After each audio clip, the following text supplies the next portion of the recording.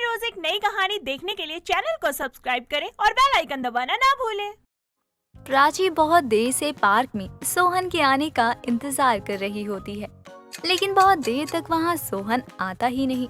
तो प्राची को बहुत गुस्सा आता है। ये सोहन ना कभी नहीं सुधर सकता है।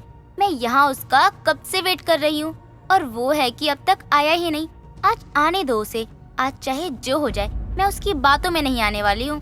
प्राची को बहुत गुस्सा आ जाता है और वो फिर भी काफी देर तक सोहन का वहाँ इंतजार ही कर रही होती है।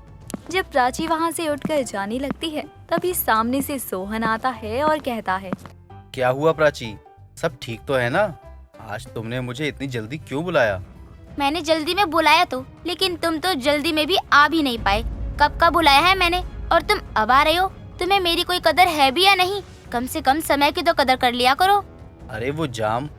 बस मुझे अब तुम्हारा कोई बहाना नहीं सुनना है। मैंने तुम्हें यहाँ इसलिए नहीं बुलाया कि मैं तुम्हारे बहाने सुन सकूं, बल्कि इसीलिए बुलाया है कि अब तुम्हारे पास आखिरी मौका है। मेरी माँ मेरे लिए लड़के देख रही है और अगर अब भी तुम मेरे घर आकर मेरी माँ से मेरा हाथ नहीं मांग सकते ना, तो किसी और की दुल्हन बन जाऊंगी मैं। इसीलिए कल शाम तक आ जाना मेरे घर मेरा हाथ मांगने। प्राची इतना सब बोलकर वहाँ से चली जाती। प्राची की बात सुनकर सोहन भी बहुत परेशान हो जाता है और अगले ही दिन प्राची के घर जाता है, जहाँ प्राची अपनी माँ ममता के साथ बैठी थी।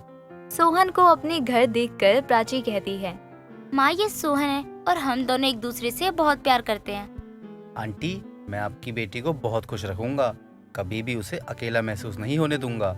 मैं उससे शादी करना चाहता हूँ और हम दोनों को आपका आशीर्वाद चाहिए बस। अरे इतनी भी क्या जल्दी है? तुम मेरी बेटी से प्यार करते हो तो अपने माँ बाप को भेज देना रिश्ते के लिए। इतनी भी क्या जल्दी है कि तुम खुद ही आ गए? वो माँ, सोहन का ना इस दुनिया में कोई भी नहीं है, वो अकेले ही रहता है। क्या? मैं ऐसे लड़के से अपनी बेटी की शादी बिल्कुल नहीं करवाऊंगी, जिसका ना आगे का कुछ पता है ना ही पीछे का। कुछ कमाता धमाता है भी या नहीं? आंटी जी, मैं भी तो कुछ नहीं करता, लेकिन अगर आप प्राची का हाथ मेरे हाथों में दे देंगी तो देखना, मुझे जल्दी ही नौकरी भी मिल जाएगी। बेटा जी, ये सब फिल्मी बातें हैं। असल जिंदगी में इनका कोई मोल नहीं होता। अरे जिसके पास एक अच्छी नौकरी नहीं है, वो इंसान मेरी बेटी को क्या खुश रखेगा? प्राची के लिए मैंने एक से एक लड़के देखे हैं और मैं प्राची की शादी उनमें से किसी एक लड़के से करवाने वाली हूँ। नहीं आंटी जी, ऐसा मत कहिए। अगर मेरी शादी प्राची से नहीं हुई ना, तो मैं मर जाऊंगा। मैं प्राची के बिना नहीं रह सकता हूँ। मैं प्राची के लिए कुछ भी कर सकता हूँ। हाँ माँ, सोहन सही बोल रहा है। हम दोनों एक दूसरे के बिना नहीं रह सकते हैं। आप सोहन को एक मौका तो देकर देखिए। सोहन हमारे प्यार के लिए सब कर सकता है। तुम दोनों अभी छोटे हो और तुम अगर अपने प्यार का इतना ही डंका बजा रहे हो तो मैं तैयार हूँ तुम दोनों की शादी के लिए, लेकिन मेरी एक शर्त है। कैसी शर्त माँ? मेरी बेटी प्राची अभी 24 साल की है और अगले साल वो 25 की हो जाएगी। तो तुम्हारे पास बस 1 साल का समय है। 1 साल के अंदर अंदर तुम मेरे हाथ में 5 लाख रुपए लाकर रख दो। मैं तुम दोनों की शादी धूमधाम से करवाऊंगी, लेकिन अगर तुम मेरी शर्त पर नहीं खड़े हुए तो प्राची को भूल जाना हमेशा के लिए। सोहन ममता की शर्त मान जाता है और अब मेहनत करना शुरू कर देता है।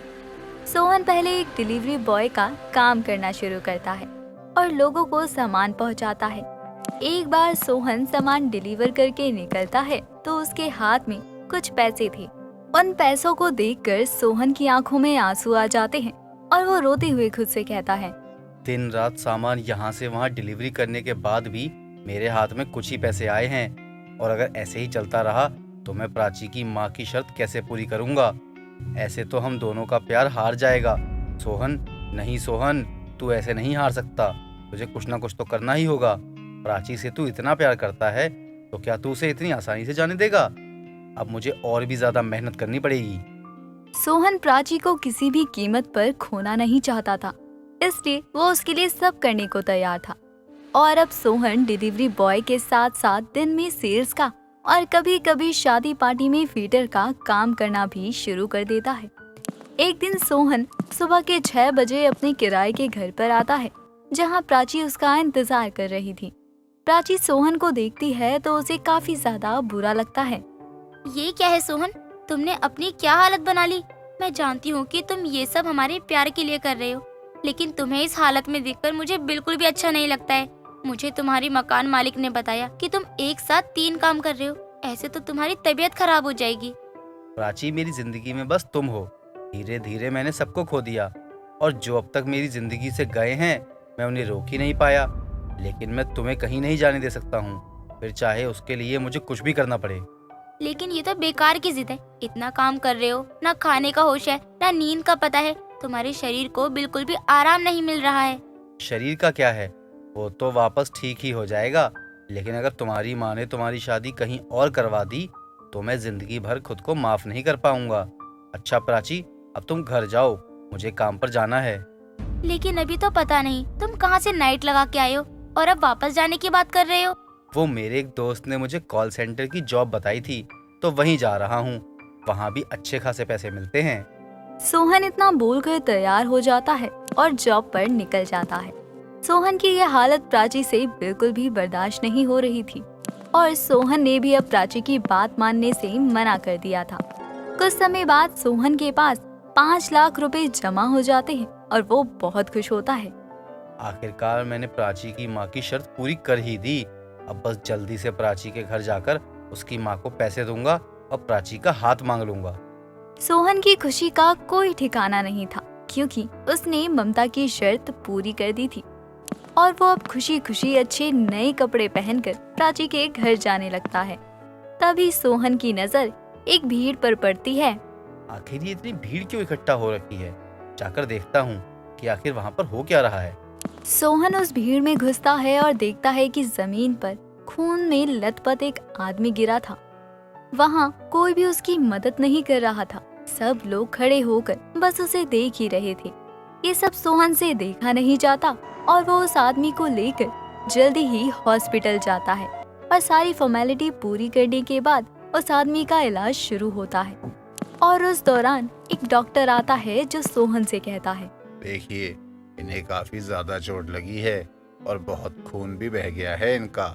इनके इलाज में 3 लाख रुपए लगेंगे। आप रिसेप्शन पे जाकर पैसे जमा करवा दीजिए। लेकिन मैं तो इन्हें जानता भी नहीं हूँ।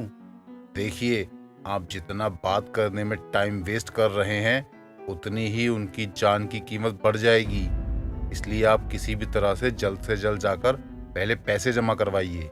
डॉक्टर की बात सुनने के बाद सोहन पैसे जमा करवा देता है और इलाज होने लगता है। कुछ देर बाद सोहन प्राची के घर जाता है और ममता को 2 लाख रुपए देता है। आंटी, बस 2 लाख जमा हुए, आप मुझे कुछ समय और दे दीजिए, मैं पूरे पैसे दे दूंगा। देखा प्राची, तू इस आदमी से शादी करना चाहती थी जिससे तेरे लिए पूरे 1 साल में बस 5 लाख रुपए जमा नहीं हो पाए। ये तेरा ख्याल रखेगा? अरे, जो अपने प्यार को साबित करने के लिए 5 लाख रुपए नहीं जमा कर पाया वो तेरे लायक है भी? ममता सोहन की एक भी बात नहीं सुनती और उसे धक्के देकर घर से बाहर निकाल देती है। प्राची को समझाने लग जाती है। तभी ममता को कॉल आता है और वो प्राची के साथ जल्दी से हॉस्पिटल पहुंचती है जहां उसके भाई का इलाज चल रहा होता है। ममता डॉक्टर से कहती है, डॉक्टर साहब, मेरा भाई ठीक तो है ना? क्या हुआ था उसे? कहाँ है वो? जी, अब खतरे से बाहर हैं। उनका एक्सीडेंट हो गया था। अगर थोड़ी देर और हो जाती तो फिर हम भी कुछ नहीं कर पाते। आपका बहुत बहुत धन्यवाद डॉक्टर साहब, आपने मेरे भाई को बचा लिया। अरे, ये तो मेरा फर्ज था और आपके भाई की जान मैंने नहीं बल्कि एक लड़के ने बचाई है। उसने न केवल सही समय पर आकर आपके भाई की जान बचाई बल्कि उसे हॉस्पिटल भी लेकर आया और उसके इलाज का खर्चा भी दिया। पूरे 3 लाख रुपए दिए हैं उसने।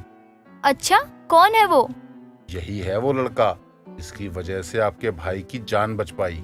सोहन अनजाने में किसी अजनबी की मदद करता है, लेकिन इत्तेफाक से वो ममता का भाई निकलता है, जिसकी वजह से प्राची की माँ को लड़का पसंद आ जाता है और ममता उन दोनों की धूमधाम से शादी करवा देती है। दोस्तों, अगर आपको ये कहानी पसंद आई तो इसे लाइक करें, शेयर करें और कमेंट करके बताएं कि कहानी में आपको सबसे अच्छा क्या लगा।